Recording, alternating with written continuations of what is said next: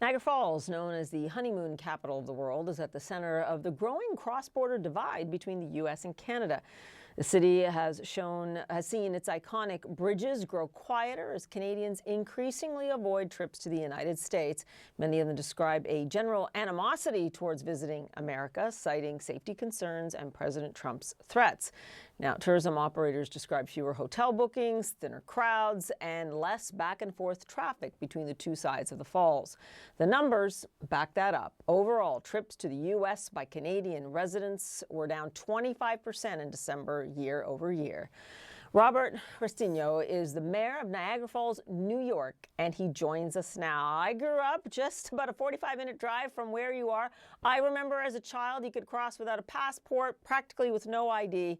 We'd go on either side of the falls. For people who haven't been there and didn't know what it was like before. So tell us what it's like today. I'm sure it's something you could not foresee and that it's changed the entire complexion of your economy. Yeah, it's good to see you, Paula. It's been difficult to sort of recalibrate what we're doing here in Niagara Falls. One thing I can say, it's true that in terms of the country of Canada, we've had a fewer visitors and guests here. But the one thing that stays consistent is those of us that live close to the border, Niagara Falls, Ontario, Niagara Falls, New York, some of that hasn't changed. An example of that is my wife and I were out this past week for dinner, went to a familiar restaurant of ours, and many of our Canadian friends were there. So in terms of close to the border, not so much difficulty, but truly, as you examine, Canadian traffic as a whole, very much tariffs have impacted us. Especially impacting some of our smaller businesses, bakeries and print shops that relied on supplies and other items that would cross the border. That's impacted us greatly. So yeah, it's just been a difficult and a strange time for us. Strange time for sure. And Mayor, I ask you, what now? Because I think few people, either in Canada or the United States, could envision how long this has gone on. It is significant. So I'm kind of thinking that you need to really retool your economic strategy here.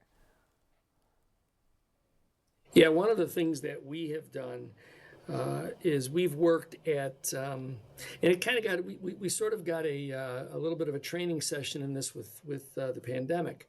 We are retooling a lot of our marketing efforts to more of a Great Lakes regional perspective. So going into the tourist seasons in an effort to sort of build up what we're losing in terms of cross-border traffic, that's where our focus really has turned.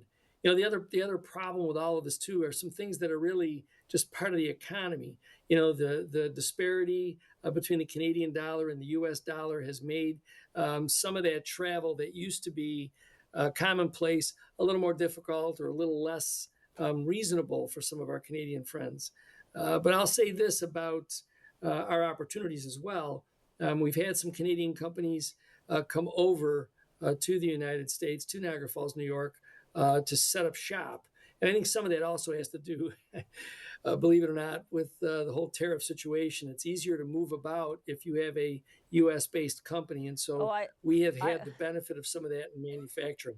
I believe it. And Canadian business owners have noted that obviously the Canadian loss is in some ways the U.S. gain. But for a town, a city like Niagara Falls, where it was normal to just kind of see the falls from one end, spend some money in Canada, see the falls from the other end, spend some money in the United States if you were Canadian or traveling from wherever.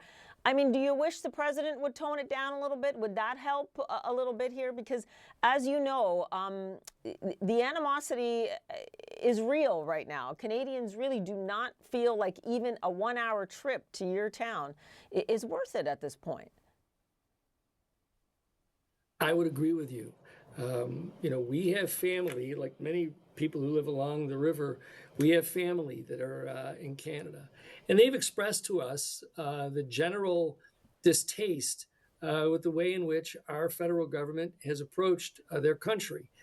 And, I have said over and over again, while there are ways in which you can have business and economic conversations with allies and friends, they don't have to become testy, and they don't have to become name calling, and they don't have to become those kinds of commentary that really don't lend itself to the great long lasting relationship that we have had with our Canadian neighbors and guests.